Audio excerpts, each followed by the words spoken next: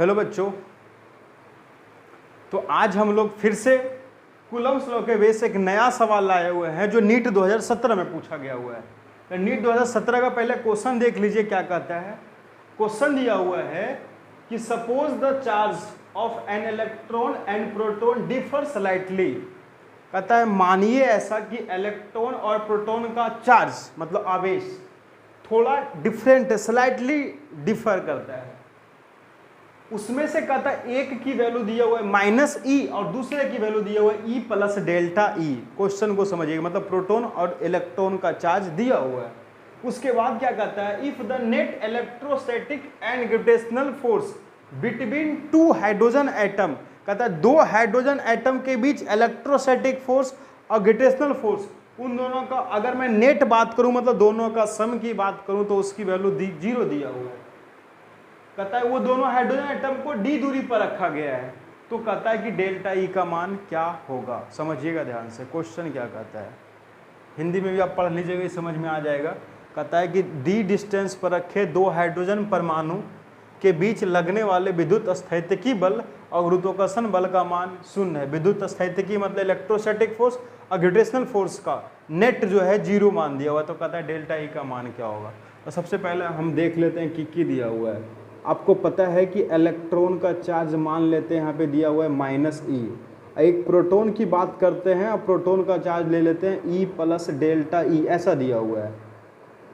ठीक है, अब मैं कहता है दो हाइड्रोजन के बीच, तो पहले एक हाइड्रोजन की बात करते हैं। एक हाइड्रोजन है, हाइड्रोजन के अंदर, हाइड्रोजन के बारे में क्या है कि हाइड्रोजन का एटॉमिक नंबर, हाइड्रोजन का एटॉमिक नंबर जो होता है कितना होता है, 1 होता है। इसके अंदर हाइड्रोजन के अंदर एक प्रोटॉन होता है और एक इलेक्ट्रॉन होता है। ये बातों को दिमाग में बैठा लीजिए।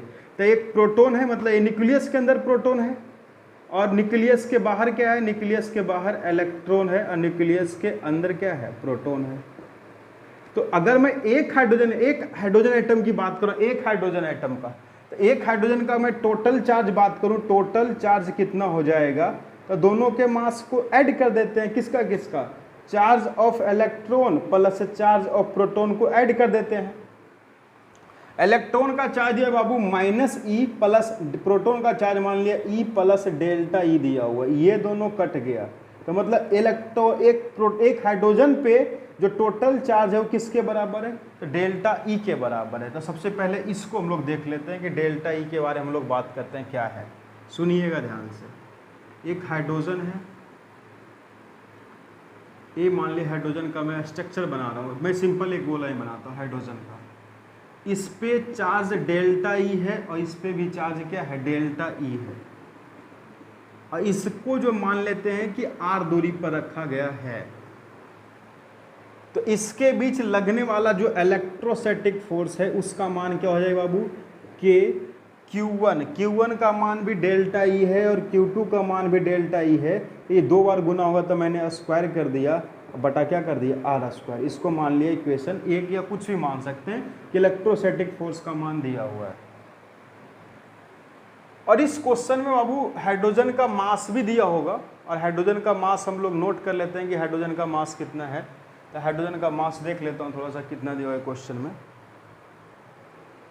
हाइड्रोजन का मास दिया हुआ है, मास ऑफ हाइड्रोजन दिया हुआ है 1.67 इंटू 10 की पावर -27 kg, मतलब प्रोटॉन के मास के बराबर दिया हुआ है। तो अगर मैं यही बात करूं, ग्रेविटेशनल फोर्स की बात करूं इसी दोनों के बीच, क्योंकि इसके पास मास भी है और इसके पास चार्ज भी है, इसके पास मास भी है और चार्ज भी है, तो इन दोनों के बीच लगने वाला अगर मैं ग्रेविटेशनल फोर्स की बात करूं तो ग्रेविटेशनल फोर्स का फॉर्मूला क्या कहता है ग्रेविटेशनल फोर्स का फॉर्मूला क्या होगा, तो G m1 m2 बटा आर स्क्वायर। तो ये भी हाइड्रोजन है, ये भी हाइड्रोजन, तो इसका मतलब यहाँ पे m1 m2 होता है बाबू, और बटा क्या होती है, आर स्क्वायर होता है। तो G को G रहने दीजिए, इंटू m1 का मास और m2 का मान, मतलब इसका मास किसके बराबर था, इसका मास mh के बराबर माना गया है। mh लिख लीजिए, ऐसे लिख लीजिए, अच्छा स्मॉल h लिखा है तो स्मॉल h, mh, इसका भी मास लिखिए mh। तो ये क्या हो गया, mh का होल स्क्वायर, अब बटा में क्या हो जाएगा, आर स्क्वायर। ठीक है, आई कहता है किसी मान लो दो हाइड्रोजन के बीच लगने वाला ये दोनों इलेक्ट्रोस्टैटिक फोर्स और ग्रेविटेशनल फोर्स, तो आपको पता है कि ग्रेविटेशनल फोर्स क्या करता है, ग्रेविटेशनल फोर्स अगर होगा तो दो बॉडी के मास होगा तो दोनों बॉडी जो है एक दूसरे को अपने तरफ क्या करता है, अट्रैक्ट करता है, और दोनों पे चार्ज सेम है तो इलेक्ट्रोस्टैटिक फोर्स इस डायरेक्शन में लगेगा और ग्रेविटेशनल फोर्स इस डायरेक्शन में कौन सा फोर्स लगेगा, ग्रेविटेशनल फोर्स। इस डायरेक्शन में कौन सा फोर्स लगेगा, इलेक्ट्रोस्टैटिक फोर्स लगेगा। तो यही कह रहा है कि इन दोनों का मान नेट, मतलब जितना इलेक्ट्रोस्टैटिक फोर्स है ना, इलेक्ट्रोस्टैटिक फोर्स जितना है उतना ही ग्रेविटेशनल फोर्स भी है। तो इसका मतलब ये दोनों फोर्स का डायरेक्शन अलग अलग है। तो ये भी बोल सकते हैं कि इसका और इसका ऐड जीरो दिया हुआ है। जीरो कब होगा, तो जीरो तभी होगा जब इन दोनों का मान क्या होगा, क्योंकि दोनों का डायरेक्शन अपोजिट है।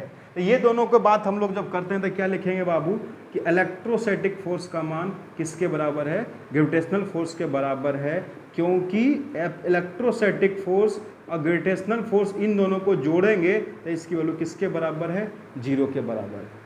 तो जीरो के बराबर है तो दोनों का डायरेक्शन अपोजिट है बाबू, तो इसीलिए एफ ई का मान लिख दिया माइनस एफ ई बराबर एफ जी, मतलब इलेक्ट्रोस्टैटिक फोर्स किसके बराबर होगा, तो ग्रेविटेशनल फोर्स के बराबर होगा। दोनों का मान रख दिए, क्या लिखा है बाबू, के इंटू डेल्टा ई, तो डेल्टा ई का बाबू कर देंगे होल स्क्वायर, डिवाइड बाई क्या लिखा हुआ है, आर स्क्वायर। इसको किससे डिवाइड करना है, तो इससे जी, और यहाँ पे क्या लिखा है, मास ऑफ हाइड्रोजन का होल स्क्वायर बटा आर स्क्वायर। आर स्क्वायर से कैंसिल हो गया। आपको किसका मान चाहिए, तो आपको मान चाहिए डेल्टा ई का।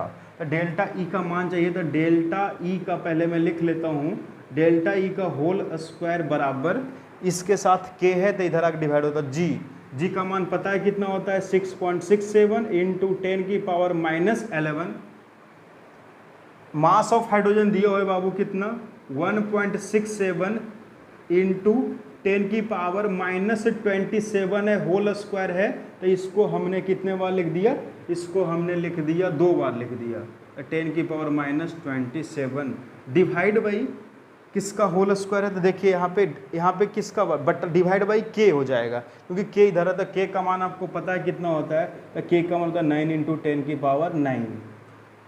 चलो आई होप ये बातें समझ में आ रहा होगा। यहाँ पे किसका इक्वेशन बना रहे हैं, डेल्टा ई का। तो इसको अगर आपको सॉल्व करना है तो इन सभी को आप डिवाइड कर दीजिएगा। पहले पावर को देख लेता हूँ कि की बचल है, तो 6.67 गुना 1.67 गुना 1.67 को डिवाइड करना है किससे, 9 से, और इनटू पावर को देख लीजिए, ये -11 है, ये -27 है, ये भी -27 है। सभी पावर मल्टीप्लाई में है, माइनस में ऐड हो जाएगा। तो ऐड हो तो इसको लिख सकते हैं 10 की पावर कितना, ये 54 हो गया, ये हो गया -65, और नीचे में लिखा है पावर 9, तो ऊपर जाएगा तो ये भी किसका हो जाएगा, ये भी हो जाएगा माइनस का। ठीक है, आई होप आपको ये समझ में आ रहा होगा। ठीक है, जब इन दोनों को जब सोल्व करते हैं तो देख लीजिए वैल्यू कितना दिया बाबू, वैल्यू आ गया, ये समथिंग वैल्यू दिया हुआ है, हम केवल पावर को देख रहे हैं। ये समझिए पावर से ही ऑप्शन में मैच कर जाएगा। डेल्टा ई का होल स्क्वायर बराबर कितना वैल्यू दिया हो गया, तो डेल्टा ई का मान हो गया 10 की पावर -74, 65 और 99 को ऐड किया तो 74 हो जाएगा। डेल्टा ई इधर जाके रूट में आ जाएगा, तो इधर रूट में होगा तो डेल्टा ई का मान कितना आ गया, डेल्टा ई का आ गया 10 की पावर -37 कूलम। आई होप ये ऑप्शन आपको मैच करता होगा।